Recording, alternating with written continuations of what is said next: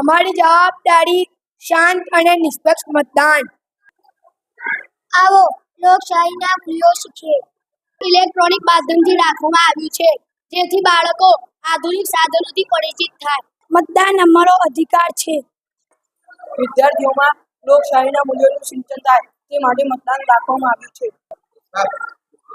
અમારી જવાબદારી શાંત અને નિષ્પક્ષ મતદાન.